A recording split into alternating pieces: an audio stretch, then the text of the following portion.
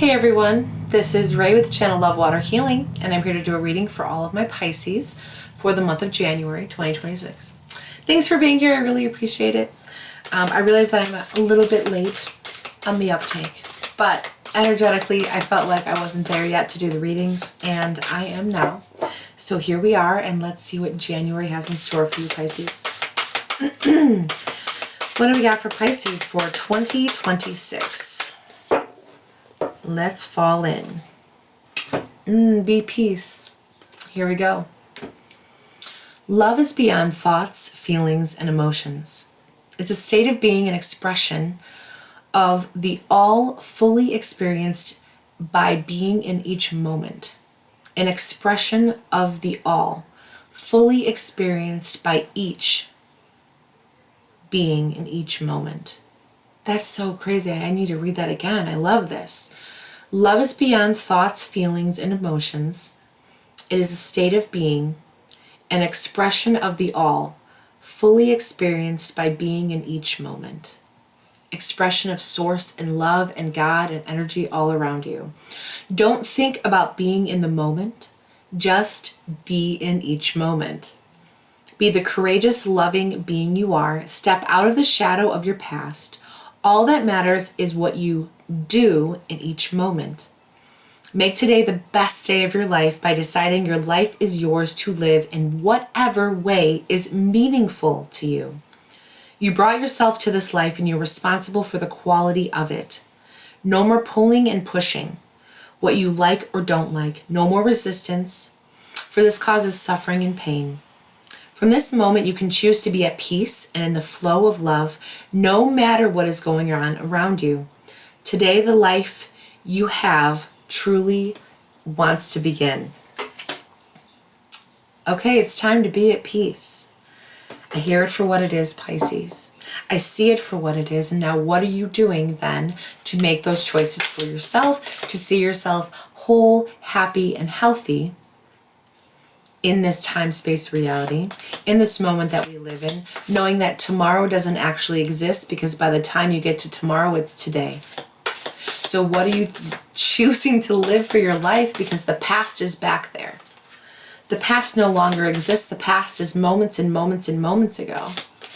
It's literally the last moment when I started this video. It is. It no longer exists as part of this energetic signature. So if we're choosing to bring up the past and we live in that past experience on a regular basis, we're not giving ourselves the ability to really live for now, because we're bringing back up the past energetic experience that when that happened to us, that's where we were at energetically. That's where our vibration was. That's where our frequency was. That's where our faith was at. That's where our love was at when that happened. But you're no longer there. So why would you want to bring up something and relive it over and over and over again when it already happened? You've already experienced it. You don't want to experience it again. So why am I bringing it up? Why am I making it part of my existence? Why am I allowing that energy to be part of me now when I've already experienced it? I've already lived it. Break that generational curse, break that pattern, break that habitual place that no longer brings you joy, because guess what? 5 minutes ago, something that might have brought you the best and most amazing joy ever, all of a sudden may not. And so you have to keep reaching for that emotional space, that emotional place that puts you up the vibrational scale. That's your choice. I can't do that for you. I can't make you feel good or make you smile or put you into a joyous place. Or maybe I can, but it's going to change the next moment. So I can't be the reason that you're happy. People outside of who you are can't be the reason that you're happy or unhappy. Those are choices that we make just for ourselves. That is the control that you have over your own emotions. You have no control over anyone else or how they make you feel. That is your perception of reality. Ooh, so live in those delicious waters. Live in that healing space that feels so good to you. Close your eyes and meditate and feel the fullness of who you are in this physical body, because you're so much more than the physical body that you have inside of you. You can see and smell and taste and touch, and yes, those are very visceral, they're very feeling. We can do all of those things in the physicalness and we can observe them. But where does faith fall in? Where does having faith beyond who you are, the source of everything, the source of the oneness of who you are, where does that fall in? Where is the creator for you? You are the creator. You are part of all of it. We're part of the oneness and the energy and the frequency that exists. We're just not going to be on the same level as everyone else around us, because that would be super boring. It'd be super boring to be on the same place as everyone else on the planet. Everyone feeling the same emotions at the same time, like, yuck. I want to be able to have the contrast. I want to be able to know what I want and what I don't want, and not have it based off of perception of someone else around me. I want to be the king, the queen in my experience, be the motivator for who I am, and make the choices to wake up every day and list all the things that I'm grateful for. List all the things in the positive places and emotions that I want to be, and keep creating that deliciousness for myself, because no one else around me will do it for me. Because I know that no one else has control over my happiness and where I put myself. And that's my choice to make, because that's my perception of reality. That's how easy it is to create and craft your life for yourself. And it's not selfish. That word is like very one-sided. We need to be selfish. We came into these physical bodies to have these emotional experiences and to know what we want and to know what we don't want. We came in to honor ourselves and be part of the feelingness and create these standards in our life and these habitual patterns. And these patterns that then turned into habits. And it came into something that we decided we wanted to do every single day and relive that Groundhog Day experience. You decided to let go of some of the wisdom that you came in with in order to live life on the edge. You wanted to feel the temporariness of all the emotions that we can experience here. You wanted to see how long it would take you to get from one emotion to the other. So you chose to come here, and you chose to have all these emotions and feel all these things. And you chose to let sometimes those emotions get the best of you, become habits, and then settle themselves in your body. So you had to physically feel those emotions too. And once we allow ourselves to see the different side and really understand that we only have control over where we're at in any given space and time, and that we are in all spaces and times all together, all at once, like that's why you have the paths that you can choose to go to. That's why you have the perception of reality of where you lay your head. That's why you're able to like just literally get up and walk away. You can get up and walk away from your entire life experience and no one will ever find you again if that's what you choose. Or you can get up and you can get on that plane and you can go and you can put your feet in the water. You can make your choice that you're going to wake up and before you even open your eyes, you're going to list 10 things that you're so grateful for.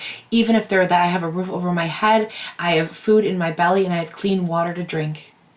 Because the most simple that we can put ourselves in the most general place that we can have, if we're not feeling 1,000% and we feel like we're more challenged at the moment, that's okay, because that's temporary. But how do you bring yourself to that next vibration? How do you bring yourself up the frequency? It's all it is a frequency. It's like me saying, I love you to my water. I am changing just the frequency of the water like a radio wave going through the air to your radio in your car. That's all it is. It's just the Wi-Fi in your computer getting you onto the internet. It is a frequency we choose to believe in and not believe in. And because we can't see them physically, you still believe that the Wi-Fi exists all around you and that it powers your cell phones or powers your computers, but you can't see it. If you can't see it, how do you believe that it exists? How do you believe? Why do you believe? Is it possible not to have internet in your home and you still have internet? I don't know, right? It's about perception of reality. Those are all choices and places that we choose to go. So it's like, what are your choices for today? What are you choosing to be in, and what's temporary in your experience? And what can you move out of as quickly as possible so that you're not on a subject for too long of a time where you create things that you don't want to come to you?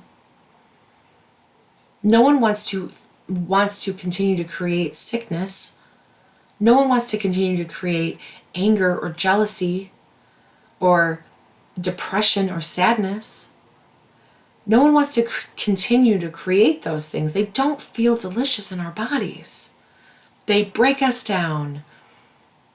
They dissolve cells in our body and create neural pathways in our brain that just do not feel good.